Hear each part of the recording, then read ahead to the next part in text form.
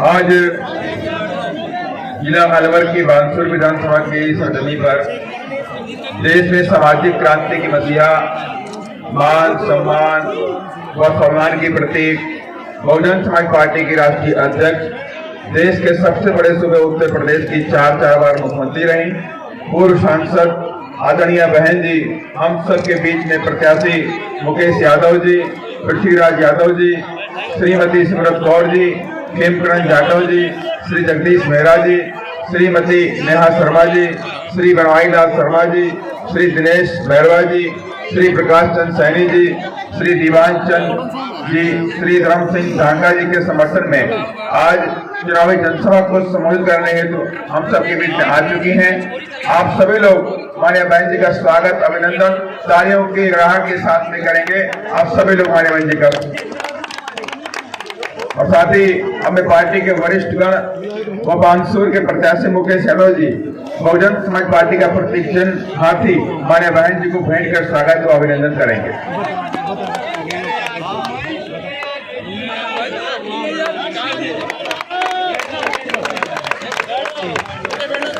अब मैं किशनगढ़ की प्रत्याशी श्री सिमरत कौर जी से भी कहूँगा वो आकर के हमारी बहन जी का स्वागत अभिनंदन मुकुट पहनकर करेंगे।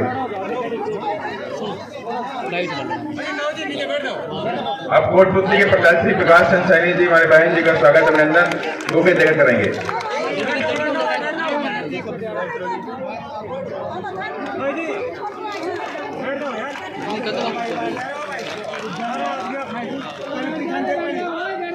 अब मैं आदरणीय बहन जी से विनम्र आग्रह करता हूं कि आप अपने ख्याल रखें। आदरणीय बहन,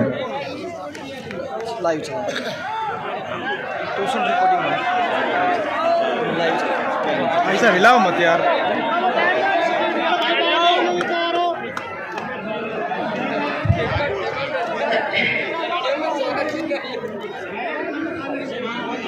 चुनावी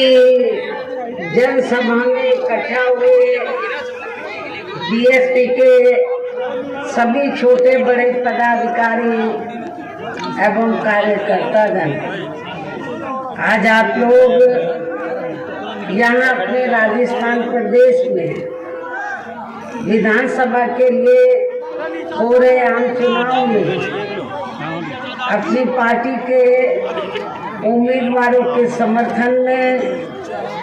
मुझे सुनने के लिए यहाँ इकट्ठा हुए हैं, तो उसके लिए मैं आप सभी लोगों का हार्दिक दिल से आभार प्रकट करती हूँ। और अब मैं सबसे पहले अपनी पार्टी के संबंध में ये कहना चाहूँगी कि हमारी पार्टी ये चुनाव आपके राजस्थान प्रदेश की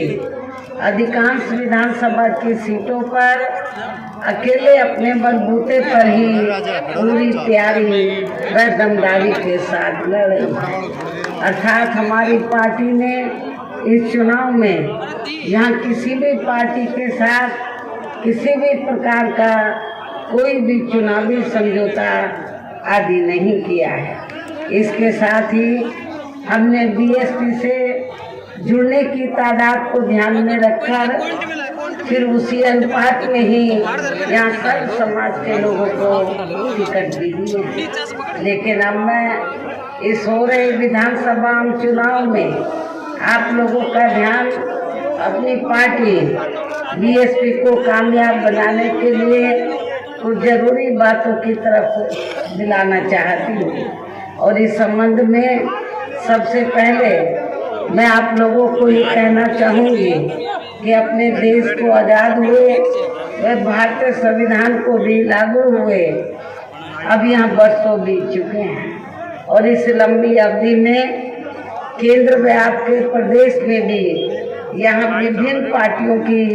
सरकारें रही हैं। लेकिन दुख की बात यह है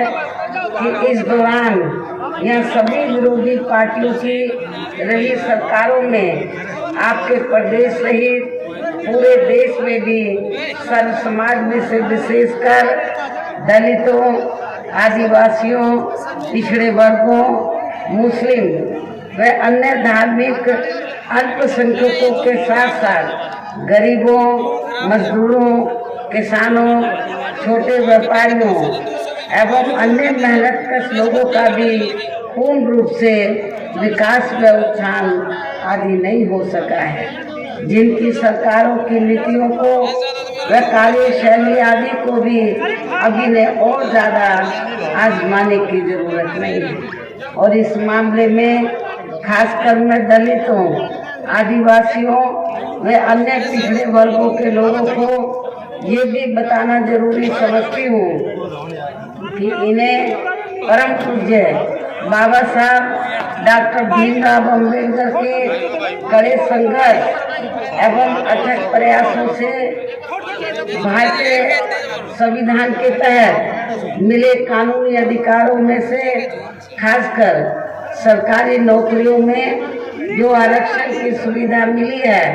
तो उसे भी यहाँ शुरू से ही इन वर्गों के प्रति हीन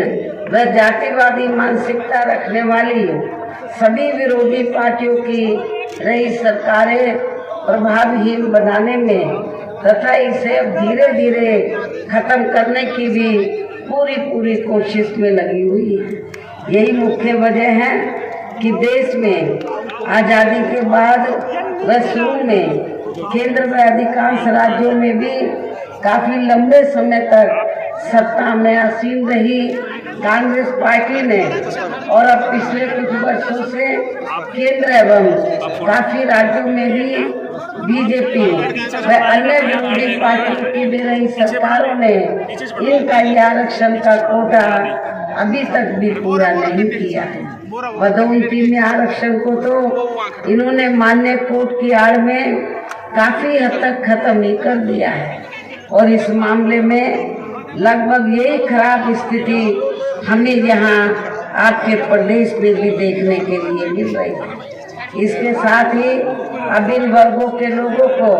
प्राइवेट सेक्टर में आरक्षण दिए जाने की व्यवस्था किए बिना ही केंद्र व राज्यों में भी ज्यादातर सरकारी कार्य यहाँ प्राइवेट सेक्टर के जरिए देश के अधिकांश बड़े बड़े पूंजीपतियों व धरना सेठों को ही दिए जा रहे हैं, जिसके कारण अब पूरे देश में इन वर्गों के लोगों को आरक्षण का बहुत कम ही लाभ मिल पा रहा है और इससे अब पूरे देश में दलितों व आदिवासियों के साथ साथ अन्य पिछड़े वर्गों को भी काफी ज्यादा नुकसान हो रहा है। जबकि अन्य पिछड़े वर्गों के लोगों को ये भी मालूम होना चाहिए कि इन्हें मंडल कमीशन की रिपोर्ट के तहत आरक्षण की ये सुविधा केंद्र में कांग्रेस पार्टी की रही सरकार में नहीं मिली है, बल्कि बीएसपी के कड़े संघर्ष एवं अथक प्रयासों से ही केंद्र में रही श्री बीपी सिंह की सरकार में इन्हें ये सुविधा मिली है, जिसका अब यहाँ जातिवादी विरोधी पार्टियों की सरकारें इन्हें पूरा लाभ नहीं दे पा रही है। इसके साथ ही श्री बीपी सिंह की सरकार में ही इन वर्गों के मसीहा परम पूज्य बाबा साहब डॉक्टर भीमराव अम्बेडकर को भी यहाँ भारत रत्न की उपाधि से सम्मानित किया गया है, जिसके लिए वो हर प्रकार से पात्र भी थे, जो बहुत पहले ही इनको ये सम्मान मिल जाना चाहिए था, जिसके लिए विशेषकर कांग्रेस पार्टी प्रमुख तौर से जिम्मेवार व कसूरवार भी है। आप लोगों को ये मालूम है कि कांग्रेस के लंबे अरसे के शासनकाल में अंग्रेजों के जाने के बाद कांग्रेस पार्टी के केंद्र में वह लंबे अरसे के शासनकाल में हमारे समाज के लोगों ने, बाबा साहब के अनुयायियों ने कांग्रेस से ये सिफारिश की थी कि बाबा साहब को, जिन्होंने देश का संविधान बनाया, उनको भारत रत्न की उपाधि से सम्मानित किया जाना चाहिए। लेकिन कांग्रेस पार्टी ने बाबा साहब को इस उपाधि से सम्मानित नहीं किया और फिर ये उपाधि बीएसपी के अथक प्रयासों से श्री बीपी सिंह की सरकार में बाबा साहब को मिली। इससे इन वर्गों के प्रति खासकर कांग्रेस पार्टी की हीन व जातिवादी मानसिकता साफ झलकती है। जिस कांग्रेस पार्टी ने फिर इनके कारवां को आगे बढ़ाने वाले व हर मामले में समर्पित व्यक्तित्व मान्यवर श्री काशीराम जी के देहांत होने पर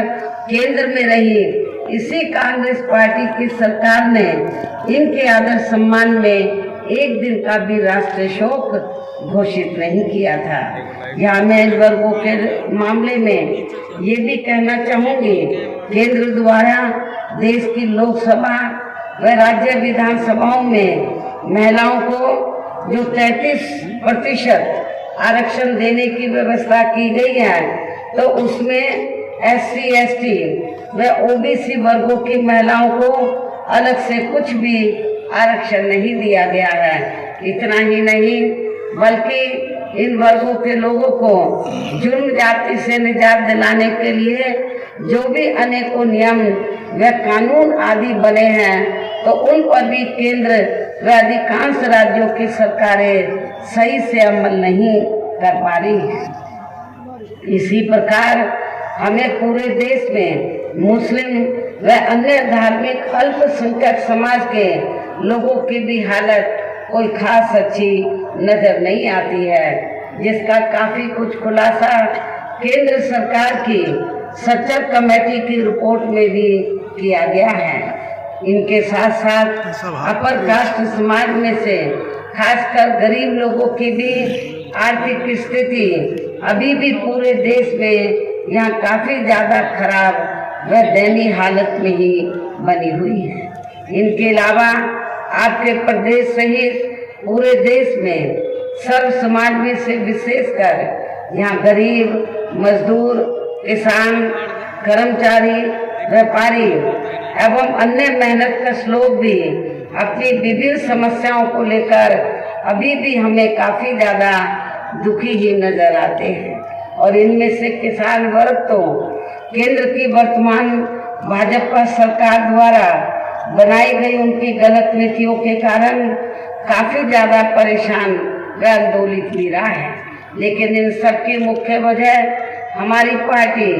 केंद्र व आपके राजस्थान प्रदेश में भी यहाँ तक की रही सभी विरोधी पार्टियों की सरकारों की जातिवादी, पूंजीवादी व संकीर्ण मानसिकता के तहत बनाई गई उनकी गलत नीतियों एवं गलत कार्य प्रणाली को ही काफी हद तक जिम्मेवार मानकर चलती है। और इस मामले में खासकर इनकी गलत आर्थिक नीतियों की वजह से ही आए दिन यह पूरे देश में गरीबी, बेरोजगारी व महंगाई आदि भी काफी ज्यादा बढ़ रही है। हालांकि इस मामले में शुरू से ही हमारी पार्टी केंद्र व राज्य सरकारों से भी हर स्तर पर ऐसी नीति अपनाने की लगातार ये मांग करती आ रही है कि देश में कुछ गिने चुने पूंजीपतियों व धन्ना सेठों का विकास होने की बजाय बल्कि यहाँ गरीब व आम लोगों का ही विकास होना चाहिए। तभी फिर सही मायने में यहाँ की आम जनता अपनी गरीबी, बेरोजगारी, महंगाई व अन्य और भी सभी समस्याओं से काफी हद तक छुटकारा पा सकती है। इसके साथ साथ अब अपने देश में भ्रष्टाचार भी हर स्तर पर काफी ज्यादा बढ़ रहा है, जिससे आपका खुद का अपना प्रदेश भी अछूता नहीं रहा है। और इन सब के लिए हमारी पार्टी आज़ादी के बाद से लेकर अभी तक केंद्र व देश के अधिकांश राज्यों में तथा आपके खुद के अपने प्रदेश में भी ज़्यादातर सत्ता यहाँ गलत पार्टियों में से खासकर कांग्रेस, बीजेपी व इनकी सहयोगी पार्टियों के हाथों में ही आने को मानकर चलती है। और इन सभी विरोधी पार्टियों को हमारी पार्टी इसलिए भी जिम्मेवार मानकर चलती है क्योंकि आज़ादी के बाद से लेकर अभी तक लगभग ये सभी विरोधी पार्टियां केंद्र व देश के अधिकांश राज्यों में भी ज़्यादातर यहाँ बड़े बड़े पूंजीपतियों व धन्ना सेठों की ही आर्थिक मदद से सत्ता में आती रही हैं और सत्ता में आ जाने के बाद फिर ये पार्टियां अधिकतर मामलों में अपनी आर्थिक व अन्य सभी नीतियां यहाँ आम जनता की समस्याओं को दूर करने के हिसाब से त्याग नहीं करती हैं, बल्कि देश के उन बड़े बड़े पूंजीपतियों व धरना सेठों को ही फायदा पहुंचाने के हिसाब से अपनी अधिकांश नीतियां तैयार करती हैं, जिनके धन व बल से चुनाव लड़कर ज्यादातर ये पार्टियां केंद्र व आपके राज्य सहित देश के अन्य राज्यों में भी अभी तक यहाँ सत्ता में आती रही हैं, जिसके कारण अब पूरे देश में व आपके खुद के अपने प्रदेश में भी अभी भी हमें यहाँ सर्व समाज के लोग अधिकांश मामलों में अपनी विभिन्न समस्याओं को लेकर काफी ज्यादा दुखी व परेशान ही नजर आते हैं, जबकि पूरे देश में बीएसपी ही अकेली एक ऐसी पार्टी है जो विरोधी पार्टियों की तरह देश के बड़े बड़े पूंजीपतियों व धन्ना सेठों की आर्थिक मदद से नहीं, बल्कि अपनी पार्टी के ही आम कार्यकर्ताओं की आर्थिक मदद से चुनाव लड़कर यहाँ केंद्र व राज्यों की भी सत्ता में आना चाहती है, ताकि हमारी पार्टी सत्ता में आने के बाद फिर बिना किसी दबाव के वे आजाद होकर सर्व समाज के लोगों की सभी समस्याओं का समाधान करके उन्हें हर मामले में वे हर स्तर पर खुशहाल बना सके। और इसी आधार पर चलकर ही आबादी के हिसाब से देश के सबसे बड़े प्रदेश उत्तर प्रदेश में 4 बार हमारी पार्टी ने अपने नेतृत्व में वहाँ सरकार भी बनाई है और हमने अपनी सभी चारों रही सरकारों में अपनी पार्टी की विचारधारा एवं सिद्धांतों के तहत चलकर वैसे तो वहाँ सर्व समाज के हितों का पूरा ध्यान रखा है, लेकिन सभी मामलों में प्राथमिकता पहले हमने वहाँ सर्व समाज में से विशेषकर उन कमजोर तबकों के लोगों को तथा गरीब एवं असहाय लोगों को ही दी है, जिनकी वहाँ हर मामले में व हर स्तर पर सभी विरोधी पार्टियों की रही सरकारों में उनकी हीन जातिवादी संकीर्ण व पूंजीवादी सोच होने के कारण काफी ज्यादा उपेक्षा की गई है। इसके साथ ही हमने उत्तर प्रदेश में गरीब एवं बेरोजगार लोगों को दूसरी पार्टियों की रही सरकारों की तरह मामूली सा बेरोजगारी भत्ता न देकर उन्हें बड़ी तादाद में सरकारी एवं गैर सरकारी क्षेत्रों में स्थायी रोजगार भी उपलब्ध कराए हैं। साथ ही गरीब भूमिहीन लोगों को खेती करने के लिए उन्हें फ्री सरकारी जमीन भी दी है, जिससे वहाँ लाखों गरीब लोगों को फायदा पहुंचा है। इसके अलावा हमारी पार्टी की रही सरकार ने वहाँ विभिन्न क्षेत्रों में लगे लोगों के साथ साथ छात्रों, युवाओं, महिलाओं, बुजुर्गों आदि के हितों में भी अनेकों महत्वपूर्ण व ऐतिहासिक कार्य किए हैं, जिनसे उन्हें काफी ज्यादा लाभ पहुंचा है। इस प्रकार से अनेकों जनहित के कार्य वहाँ किए गए हैं। साथ ही हमने उत्तर प्रदेश में सर्व समाज के लोगों के ऊपर किसी भी प्रकार की कोई जुर्म जाति आदि भी नहीं होने दी है। इतना ही नहीं, बल्कि हमारी पार्टी की रही सरकार ने यहाँ अपने देश में दलित एवं अन्य पिछड़े वर्गों में समय समय पर जन्मे हमारे महान संतों, गुरुओं व महापुरुषों में भी खासकर महात्मा ज्योतिराव फूले, छत्रपति शाहू जी महाराज, नारायण गुरु, बाबा साहब डॉक्टर भीमराव अम्बेडकर एवं मान्यवर श्री कांशीराम जी आदि को भी विभिन्न रूपों में पहली बार वहाँ पूरा आदर सम्मान दिया है, जिन्हें विरोधी पार्टियों के लोग अभी तक भी आसानी से पचा नहीं पा रहे हैं। इस प्रकार से उत्तर प्रदेश में हमारी पार्टी ने अपने सभी चारों रहे शासनकाल के दौरान वहाँ हर मामले में व हर स्तर पर सर्व समाज के लोगों को काफी बेहतरीन सरकार दी है। और यदि आप लोग भी यहाँ अपने राजस्थान प्रदेश में आम जनहित के व खासकर कमजोर एवं उपेक्षित वर्गों के हितों में ऐसे ही कार्य करना चाहते हैं। साथ ही आपके प्रदेश की जनहित से जुड़ी जो भी यहाँ स्थानीय समस्याएं हैं तो उन्हें भी दूर करना चाहते हैं। तो फिर आप लोगों को भी उत्तर प्रदेश की तरह ही यहाँ अपने प्रदेश में भी अपनी पार्टी को हर मामले में मजबूत बना के यहाँ अपनी खुद की सर्वजन हिताय व सर्वजन सुखाय की नीतियों पर आधारित सरकार बनानी होगी, जिसके लिए अब आप लोगों को यहाँ अपने राजस्थान प्रदेश में विधानसभा के लिए हो रहे आम चुनाव में अपनी पार्टी का बेहतर रिजल्ट लाना होगा। और इसके लिए अब आप लोगों को वोट पड़ने तक यहाँ की सत्ताधारी पार्टी व अन्य सभी विरोधी पार्टियों के साम दाम दंड भेद आदि अनेकों हथकंडों से भी जरूर सावधान रहना है। इतना ही नहीं बल्कि आप लोगों को विरोधी पार्टियों के जारी उनके हवाई व प्रलोभन भरे चुनावी घोषणा पत्रों आदि के बहकावे में तो कतई भी नहीं आना है, जिन्हें ये पार्टियां सत्ता में आने के बाद अधिकांश अमल में नहीं लाती हैं, जिस पर से अब जनता का काफी हद तक विश्वास ही उठ गया है। इसलिए हमारी पार्टी किसी भी चुनाव में अपना कोई भी चुनावी घोषणा पत्र आदि जारी नहीं करती है। वैसे भी हमारी पार्टी कहने में बहुत कम बल्कि कार्य करके दिखाने में ही ज़्यादा विश्वास रखती है। अर्थात हमारी पार्टी जो कहती है तो उसे करके भी दिखाती है, और ये सब हमने बिना घोषणा पत्र जारी किए हुए उत्तर प्रदेश में करके भी दिखाया है। और अब मेरा यही कहना है कि आप लोगों को अपने खुद के व अपने राजस्थान प्रदेश के भी हित में यहाँ अपनी पार्टी बीएसपी को ही सत्ता में लाना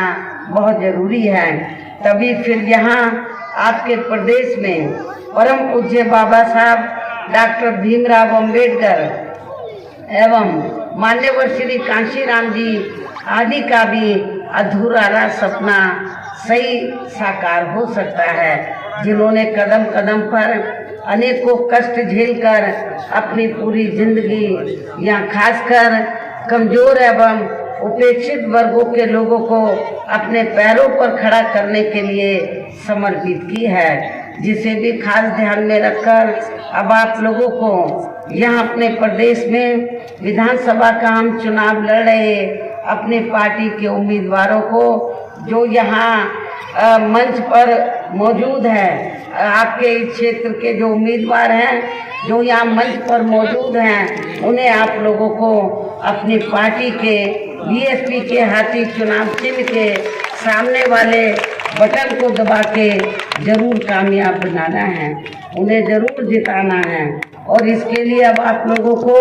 वोट पड़ने वाले दिन अपने सभी कार्य छोड़कर वे अपने अपने पोलिंग बूथों पर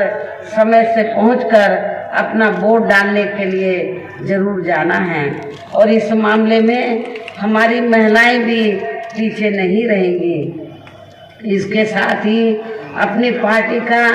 एक भी वोट पड़ने से ना रह जाए तो उसका आप लोगों को विशेष ध्यान रखना है। इस प्रकार से आप लोगों को अपनी पार्टी को कामयाब बनाने का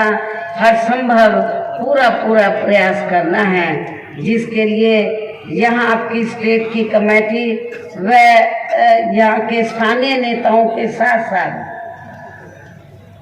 पार्टी के राज्यसभा सांसद श्री राम जी गौतम व इनके अन्य सभी साथी भी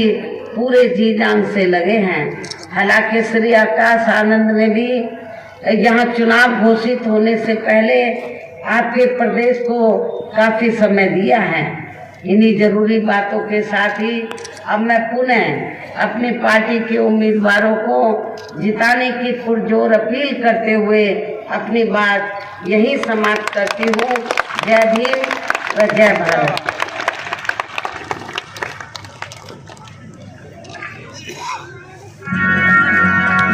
इस खबर को देखने के बाद क्या है आपकी राय, नीचे दिए गए कमेंट बॉक्स में दीजिए अपनी राय। ऐसी तमाम बड़ी खबरों को देखने के लिए जुड़े रहिए हमारे साथ। खबर अच्छी लगे तो लाइक कीजिए और शेयर कीजिए, और हाँ, चैनल को सब्सक्राइब कर घंटे वाली बटन को दबाना ना भूलिए। फिर आते हैं आपके बीच कुछ खास खबरों के साथ। तब तक के लिए नमस्कार, जय भीम।